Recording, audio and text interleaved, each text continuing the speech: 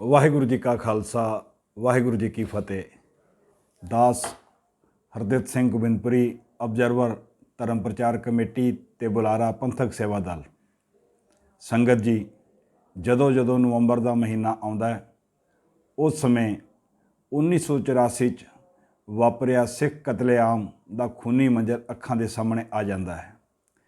ਸਿੱਖ ਵੀਰਾਂ ਦੇ ਗਲ ਵਿੱਚ ਪਏ ਹੋਏ ਸੜਦੇ ਬਲਦੇ ਟਾਇਰ, ਹੱਥ ਵਿੱਚ ਡੰਡੇ ਤੇ ਲੋਹੇ ਦੀ ਰਾਡਾਂ ਲੈ ਕੇ ਸਿੱਖਾਂ ਦੇ ਪਿੱਛੇ ਭੱਜਦੀ ਹੋਈ ਭੀੜ, ਸੜਦੇ ਹੋਏ ਗੁਰੂ ਘਰ, ਸਿੱਖਾਂ ਦੇ ਘਰ, ਦੁਕਾਨਾਂ, ਸ਼ੋਅਰੂਮ, ਫੈਕਟਰੀਆਂ, ਕਾਰਾਂ, ਬੱਸਾਂ, ਟਰੱਕ ਤੇ ਬੇਪਤੀ ਦਾ ਸ਼ਿਕਾਰ ਹੋਈਆਂ ਧੀਆਂ ਭੈਣਾਂ ਦੀਆਂ ਚੀਕਾਂ ਇਸ ਖੂਨੀ ਮੰਜ਼ਰ ਦੇ ਕਹਿਰ ਨੂੰ ਹੋਰ ਵੀ ਤਾਜ਼ਾ ਕਰ ਦਿੰਦੀਆਂ ਹਨ।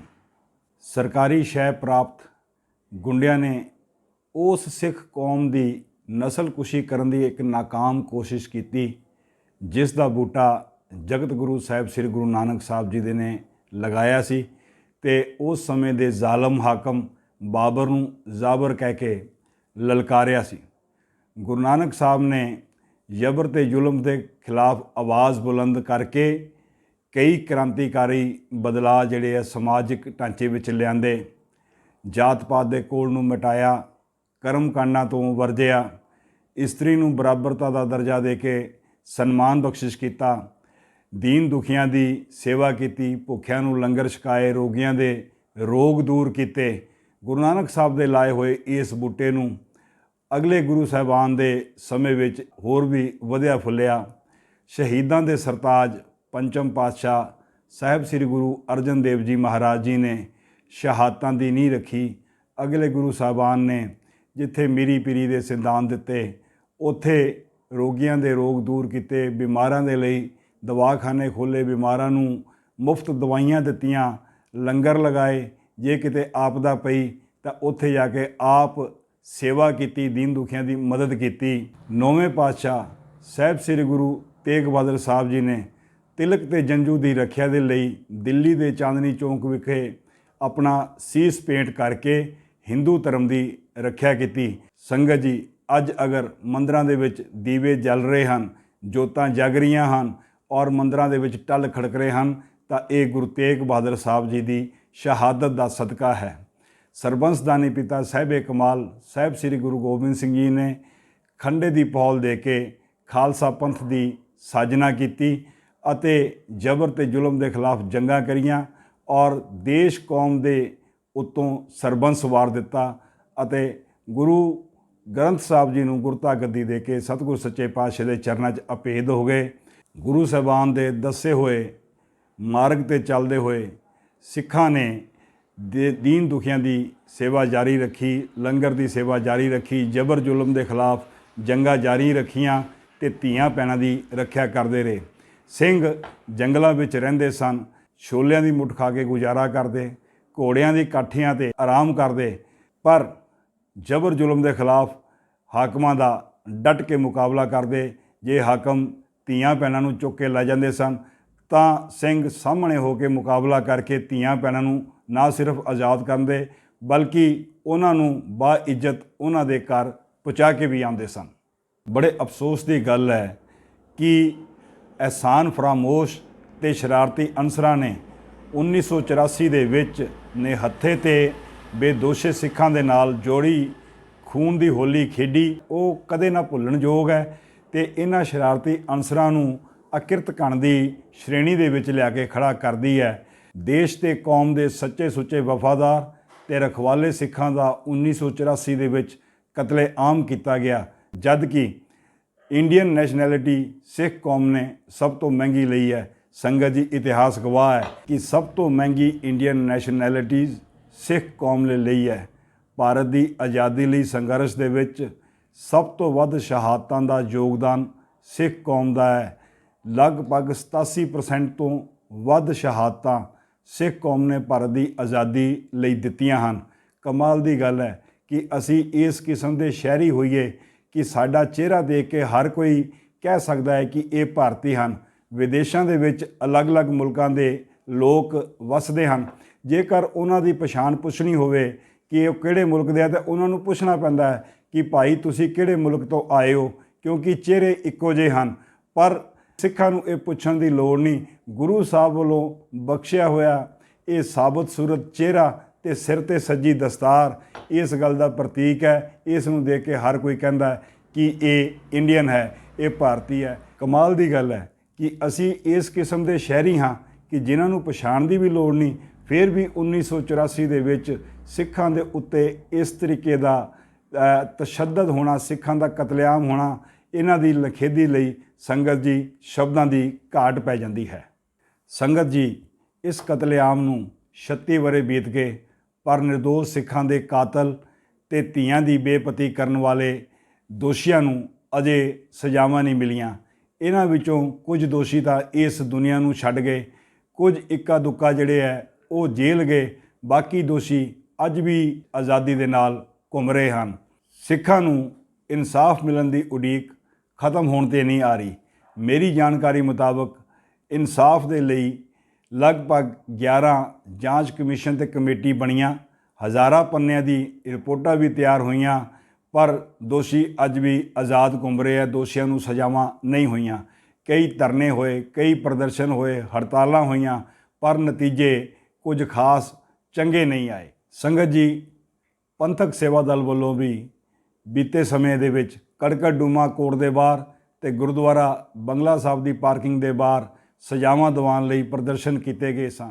1 नवंबर 2017 नूं दक्षिणी दिल्ली के एक ऑडिटोरीयम विच पंथक सेवा दल वालों वड्डे पद्धर ते एक प्रोग्राम उड़ीक इंसाफ की किया गया, जिस विच पंथक सेवा दल वालों सरकार के अगे कई सवाल चुके गए, जिन्हां दा जवाब किसी सरकार को अज तक नहीं मिलिया। संगत जी, 1984 विच सरकारी सूत्रां मुताबक 2733 सिखां का कतल दिल्ली विच होया, पर गैर सरकारी सूत्रां मुताबक ये गिणती लगभग 5000 के करीब है। सिख जानना चाहते हैं कि ये जिहड़े 5000 सिखां का कतल होया, इन्हां दियां लाशां कित्थे गईयां, इन्हां लाशां का संस्कार कदों होया, इन्हां लाशां नूं कित्थे रखिया गया, इन्हां लाशां का संस्कार कित्थे किया गया, इन्हां लाशां के संस्कार दे किन्नी समग्री लगी, किहड़ी समग्री लगी, वो समग्री किहने दित्ती, ये लाशां किहड़े हस्पतालों च रखियां गईयां, इन्हां लाशां का पोस्टमार्टम कित्थे कित्थे होया, इन्हां लाशां का पोस्टमार्टम करन लई किन्ने डॉक्टरां का पैनल बनिया, ते पोस्टमार्टम करन तो पहला जिहड़ी कानूनी प्रक्रिया हुंदी है, उस कानूनी प्रक्रिया दे विच किहड़े ते किन्ने पुलिस अधिकारियों ने दस्तखत कीते, इन्हां लाशां का संस्कार करन लई किन्ने दिन लगे, इन्हां लाशां का संस्कार करन लई किहड़ी समग्री वरती गई, और इन्हां लाशां के संस्कार तो बाद जिहड़ी अस्थियां हन वो कित्थे गईयां। संगत जी, इस तरह के अनेकां सवाल हैं जिन्हां का जवाब किसी सरकार तो नहीं मिलते हैं। इस दौरान कई सरकारां आईयां ते कई गईयां, वख-वख पार्टी दी सरकारां आईयां ते गईयां, पर ना तो किसी तो इन्हां सवालों का जवाब मिले, ना किसी तो इनसानू इंसाफ मिलिया। संगत जी, झंडा भावें किसी पार्टी का होवे, पर एजेंडा सारिया पार्टियां का एक है। जदों जदों चोणां आंदियां हन, 1984 के मुद्दे नूं लैके राजनीतिक पार्टियां के आगू संगत दे विच आंदे हैं, लोकां दे विच आंदे हैं। सिखां दियां ये भावना नाल खिलवाड़ करके 1984 के मुद्दे के उत्ते वोटां मंगते हैं, तो वोटां लैके इस मुद्दे नूं फिर ठंडे बस्ते च पा दिंदे हैं। दुख की गल तो यह है कि साडे सिख आगू भी अपने निजी स्वार्थां की पूर्ति लई इन्हां राजनीतिक पार्टी के जिहड़े आगू हैं इस कारज लई उन्हां दा साथ दिंदे हैं। संगत जी, धन है सिख कौम ते धन है सिख कौम के समर्थ गुरु साहबान, जिन्हां दे दसे हुए मार्ग ते सिख कौम अज भी मानवता की सेवा लई तत्पर रहिंदी है। सिख मुड़ तो ही अरदास करदे हैं, सरबत का भला मंगते हैं, और निरा सरबत का भला मंगते ही नहीं, सरबत के भले लई सेवा करने लई तैयार बर तैयार रहिंदे हैं। इतिहास गवाह है, जदों जदों साडे देश ते किते कोई विपता पई, ਕੋਈ ਤਰਾਸਦੀ ਆਈ, ਕੋਈ ਅਕਾਲ ਆਇਆ, ਕੋਈ ਹੜ੍ਹ ਆਇਆ ਜਾਂ ਕੋਈ ਸੁਨਾਮੀ ਵਰਗੀ ਜਿਹੜੀ ਹੈ ਮੰਦਭਾਗੀ ਘਟਨਾ ਵਾਪਰੀ, ਤਾਂ ਸਿੱਖਾਂ ਨੇ ਸਭ ਤੋਂ ਪਹਿਲਾਂ ਸਭ ਤੋਂ ਅੱਗੇ ਵੱਧ ਕੇ ਦੀਨ ਦੁਖੀਆਂ ਦੀ, ਲੋੜਵੰਦਾਂ ਦੀ, ਪੀੜਤਾਂ ਦੀ ਹਰ ਤਰੀਕੇ ਨਾਲ ਮਦਦ ਕਰਕੇ ਜਿਹੜਾ ਹੈ ਗੁਰੂ ਸਾਹਿਬਾਨ ਦੇ ਦੱਸੇ ਹੋਏ ਮਾਰਗ 'ਤੇ ਪਹਿਰਾ ਦਿੱਤਾ ਹੈ। ਤਾਜ਼ਾ ਮਿਸਾਲ ਸਾਹਮਣੇ ਹੈ ਕਿ ਕੁਝ ਮਹੀਨੇ ਪਹਿਲਾਂ ਕਰੋਨਾ ਨਾਮ ਦੀ ਬਿਮਾਰੀ ਇਸ ਦੁਨੀਆ 'ਤੇ ਆਈ ਅਤੇ ਇਸ ਬਿਮਾਰੀ ਨੇ ਕੁੱਲ ਦੁਨੀਆ ਨੂੰ ਘਰਾਂ ਦੇ ਅੰਦਰ ਰਹਿਣ ਦੇ ਲਈ ਮਜਬੂਰ ਕਰਤਾ।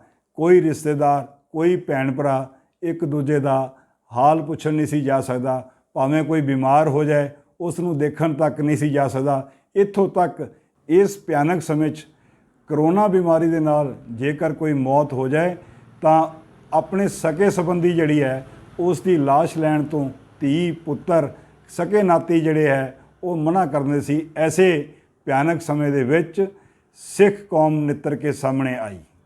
ਸਿੱਖਾਂ ਨੇ ਆਪਣੀ ਜਾਨਾਂ ਦੀ ਪਰਵਾਹ ਨਾ ਕਰਕੇ, ਆਪਣੇ ਪਰਿਵਾਰ ਦੀ ਫਿਕਰ ਛੱਡ ਕੇ ਮਾਨਵਤਾ ਦੀ ਸੇਵਾ ਦੇ ਲਈ ਲੰਗਰ ਲਗਾਏ, ਲੋੜਵੰਦ ਲੋਕਾਂ ਤੱਕ ਸੁੱਕਾ ਰਾਸ਼ਨ ਉਹਨਾਂ ਦੇ ਘਰ ਪਹੁੰਚਾਉਣਾ ਕੀਤਾ, ਮਰੀਜ਼ਾਂ ਨੂੰ ਦਵਾਈਆਂ ਵੰਡੀਆਂ, ਬਿਮਾਰ ਬੰਦਿਆਂ ਨੂੰ ਹਸਪਤਾਲਾਂ ਦੇ ਵਿੱਚ ਲੈ ਕੇ ਗਏ। ਇੱਥੋਂ ਤੱਕ ਕਿ ਜੇਕਰ ਕੋਈ ਇਸ ਭਿਆਨਕ ਬਿਮਾਰੀ ਦੇ ਨਾਲ ਕਿਸੇ ਦੀ ਮੌਤ ਹੋ ਗਈ, ਜਿਸ ਦਾ ਸੰਸਕਾਰ ਉਹਦੇ ਪਰਿਵਾਰ ਵਾਲਿਆਂ ਨੇ ਕਰਨ ਤੋਂ ਇਨਕਾਰ ਕਰ ਦਿੱਤਾ ਹੋਵੇ, ਉਸ ਲਾਸ਼ਾਂ ਦਾ, ਉਹਨਾਂ ਲਾਸ਼ਾਂ ਦਾ ਸੰਸਕਾਰ ਵੀ ਜਾ ਕੇ ਸਿੱਖ ਵੀਰਾਂ ਨੇ ਆਪ ਆਪਣੇ ਹੱਥੀਂ ਕੀਤਾ।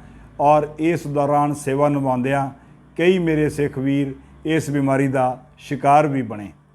ਸੰਗਤ ਜੀ, ਸਿੱਖ ਕੌਮ ਨੇ ਪਹਿਲਾਂ ਵੀ ਆਪਣੇ ਫਰਜ਼ ਨਿਭਾਏ ਅਤੇ ਅੱਜ ਵੀ ਸਿੱਖ ਕੌਮ ਆਪਣਾ ਫਰਜ਼ ਨਿਭਾ ਰਹੀ ਹੈ। ਸਿੱਖ ਕੌਮ ਵੱਲੋਂ ਨਿਭਾਏ ਗਏ ਇਹਨਾਂ ਫਰਜ਼ਾਂ ਦੇ ਔਰ ਸਿੱਖ ਕੌਮ ਵੱਲੋਂ ਕੀਤੀਆਂ ਗਈਆਂ ਇਹਨਾਂ ਮਹਾਨ ਸੇਵਾਵਾਂ ਦੀ ਜਿੱਥੇ ਸਾਡੇ ਦੇਸ਼ ਦੀ ਸਰਕਾਰ ਨੇ ਤਾਰੀਫ ਕੀਤੀ, ਉੱਥੇ ਹੀ ਵਿਦੇਸ਼ਾਂ ਦੇ ਵਿੱਚ ਵਸਦੀਆਂ ਸਰਕਾਰਾਂ ਨੇ ਵੀ ਸਿੱਖ ਕੌਮ ਦੀ ਖੁੱਲ੍ਹੇ ਦਿਲ ਦੇ ਨਾਲ ਇਹਨਾਂ ਮਹਾਨ ਸੇਵਾਵਾਂ ਲਈ ਸ਼ਲਾਘਾ ਕੀਤੀ। ਪਰ ਬੜੇ ਅਫਸੋਸ ਦੀ ਗੱਲ ਹੈ ਕਿ ਆਪਣੇ ਹੀ ਮੁਲਕ ਵਿੱਚ ਸਿੱਖ ਕੌਮ ਦੀ ਇਹਨਾਂ ਮਹਾਨ ਸੇਵਾਵਾਂ ਨੂੰ, ਕੁਰਬਾਨੀਆਂ ਨੂੰ ਅਤੇ ਸ਼ਹਾਦਤਾਂ ਨੂੰ ਨਜ਼ਰ ਅੰਦਾਜ਼ ਕੀਤਾ ਜਾਂਦਾ ਹੈ, ਅਣਗੌਲਿਆ ਕੀਤਾ ਜਾਂਦਾ ਹੈ। ਇਹੀ ਕਾਰਨ ਹੈ ਕਿ ਅੱਜ 36 ਵਰ੍ਹਿਆਂ ਬਾਅਦ ਵੀ ਸਿੱਖ ਕੌਮ ਇਸ ਉਡੀਕ ਵਿੱਚ ਹੈ ਕਿ 1984 ਸਿੱਖ ਕਤਲੇ-ਆਮ ਦੇ ਕਾਤਲਾਂ ਨੂੰ ਅਤੇ ਧੀਆਂ ਭੈਣਾਂ ਦੇ ਬੇਪਤੀ ਕਰਨ ਵਾਲੇ ਦੋਸ਼ੀਆਂ ਨੂੰ ਸਜ਼ਾਵਾਂ ਕਦੋਂ ਹੋਣਗੀਆਂ, ਕਦੋਂ ਖਤਮ ਹੋਵੇਗੀ ਇਹ ਉਡੀਕ ਇਨਸਾਫ ਦੀ। ਵਾਹਿਗੁਰੂ ਜੀ ਕਾ ਖਾਲਸਾ, ਵਾਹਿਗੁਰੂ ਜੀ ਕੀ ਫਤਿਹ।